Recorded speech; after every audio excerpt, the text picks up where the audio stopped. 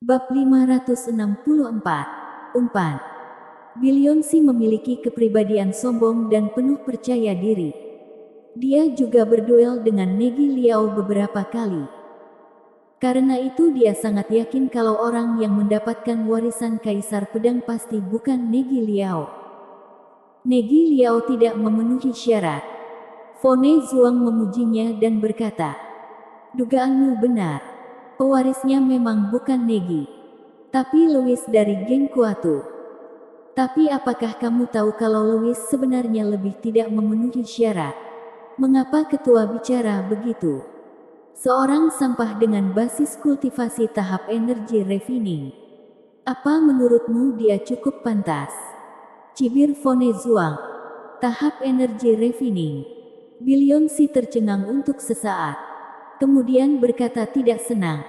Benar-benar sampah di antara sampah. Tapi kalau dia seperti itu, lalu bagaimana dia bisa mendapatkan warisan Kaisar Pedang? Fone Zuang berdecak. Kaisar Pedang Semesta telah pergi selama bertahun-tahun. Dan yang tertinggal di Gunung Booster juga hanya penyesalan saja.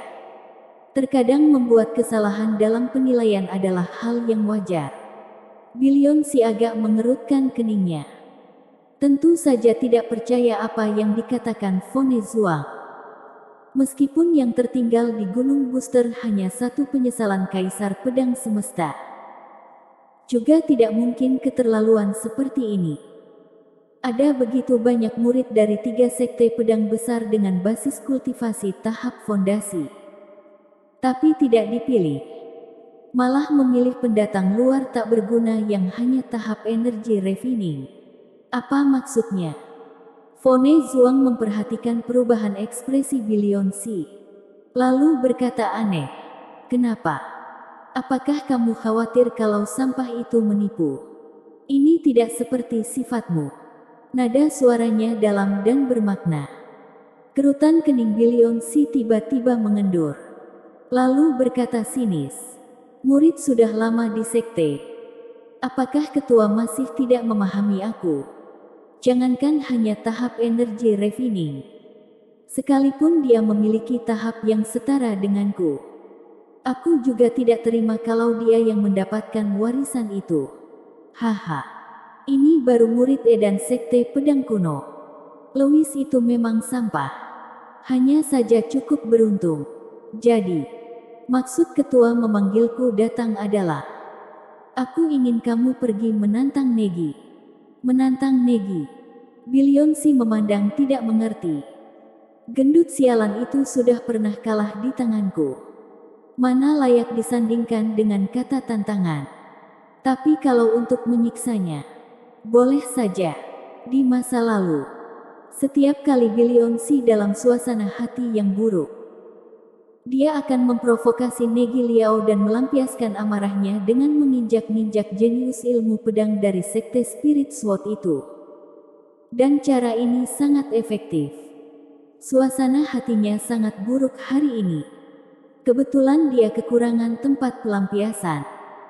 Jadi tidak ada salahnya menyiksa gendut itu lagi. Tapi kata tantangan tidak layak digunakan. Karena agak merendahkan dirinya. Karena itu, dia sangat bingung. Fone Zuang menjelaskan padanya. Ada yang tidak kamu ketahui. Ketika Louis menerima warisan Kaisar Pedang, Negi ada di sampingnya. Sehingga dia mendapatkan sedikit pemahaman niat pedang dan sekarang dia adalah master ilmu pedang. Begitu Fone Zuang mengatakan ini, mata Billionsi berkilat ganas. Master ilmu pedang. Gendut sialan itu juga memasuki niat pedang tingkat master. Beruntung sekali dia. Tampaknya kali ini aku harus pergi menyiksanya. Billionsi merasa hatinya tidak tenang. Sekaligus penuh penghinaan. Apakah kamu yakin? Tanya Fone Zuang. Hehe. Ketua telah meremehkan aku. Sebenarnya kembalinya aku kali ini memang hendak menyampaikan kabar baik pada ketua. Hanya saja jadi kacau karena masalah warisan Kaisar Pedang. Kekeh Billionsi. Baru selesai bicara, Niat pedang mengalir keluar dari tubuhnya. Dan juga merupakan niat pedang tingkat master yang mengejutkan. Ini menjadi hal tak terduga bagi Fone Zhuang dan Jerome Xie. Tubuh kedua mereka bergetar. Sangat tidak bisa dipercaya. Fone Zhuang menatapnya dan berkata, "Ternyata kamu juga berhasil menjadi master ilmu pedang.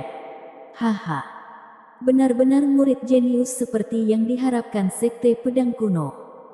Jauh lebih kuat daripada putra dan putriku yang mengecewakan. Aku harus pertimbangkan dengan baik kepada siapa aku harus memberikan posisi ketua sekte ini kelak." Betapa lugasnya kata-kata ini. Apakah ini sungguhan atau tidak?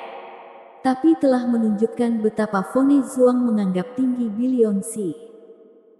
Master ilmu pedangku ini adalah hasil asahan diriku sendiri dan maknanya jauh lebih tinggi dibandingkan dengan si gendut yang menerobos secara kebetulan.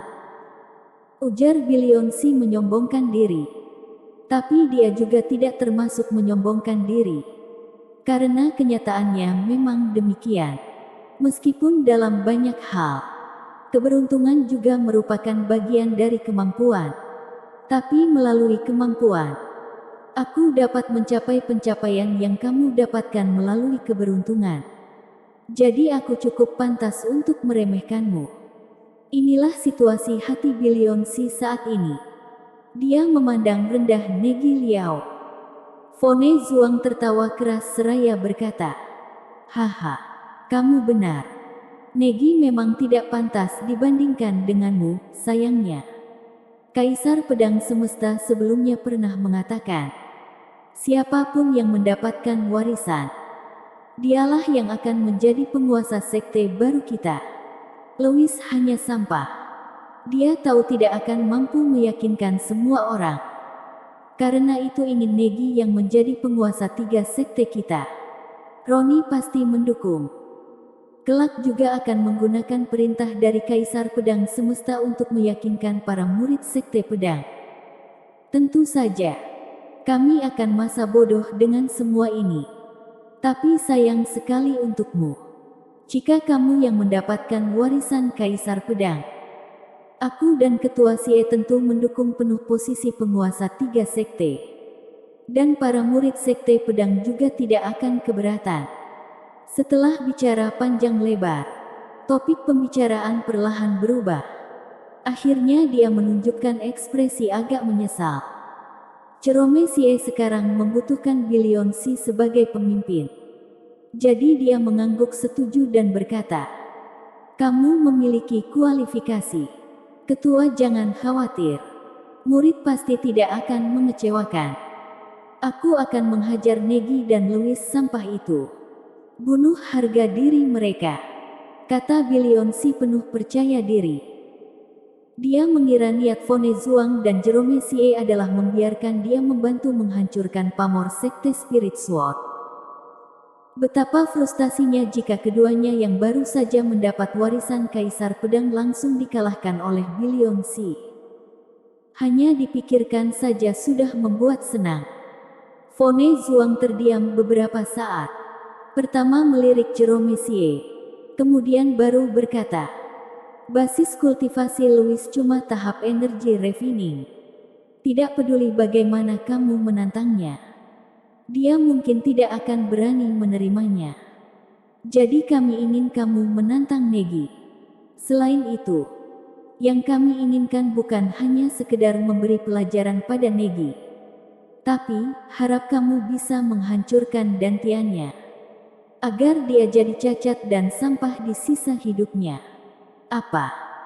Billion Si sangat terkejut dan heran begitu mendengar kata-kata Fone Zhuang. Bersambung.